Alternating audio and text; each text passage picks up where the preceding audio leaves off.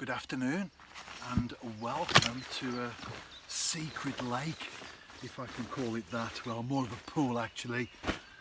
I'm in the county of Shropshire and behind me is the water in question, and I don't know if you can see from that, but I'll show you later. There are lines all across the pool.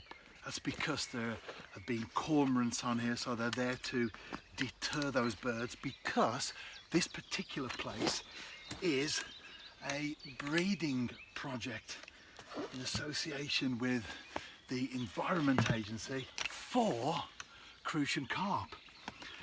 And behind me in that water there are just two species, the aforementioned crucian carp and tench. I'll tell you what, a crucian carp pool, that sounds like heaven on earth, doesn't it, for the angler that likes that sort of thing. Anyway, count me in. I do a lot of ledger fishing, as you know if you watch my videos. Well, crucian carp, given the choice, you have to float fish, don't you? Unless, like one lake that I do target them, it's 16 feet deep, you're fishing 3-4 lengths out and into dark. It's a little bit more difficult there, but here 3BBB waggler.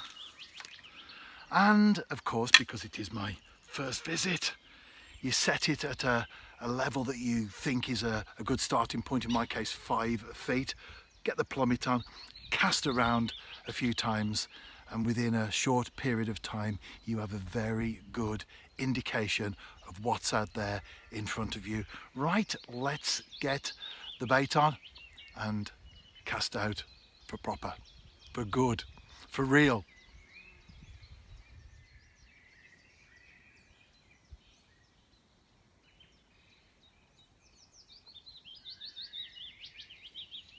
These crucian carp are proving very elusive, to put it mildly.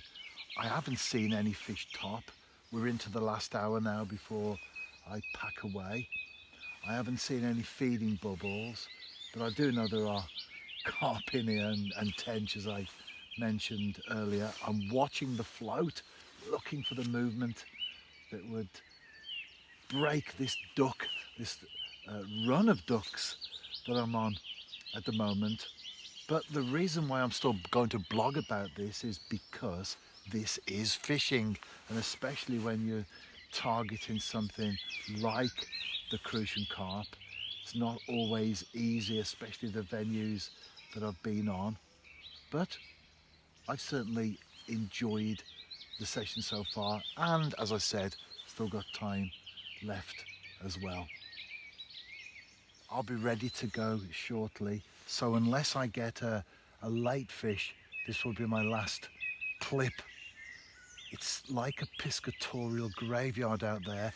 Not only my own swim, of course, but I've been watching the pool in general for signs of life, fish topping, fish showing, maybe feeding bubbles, but nothing at all.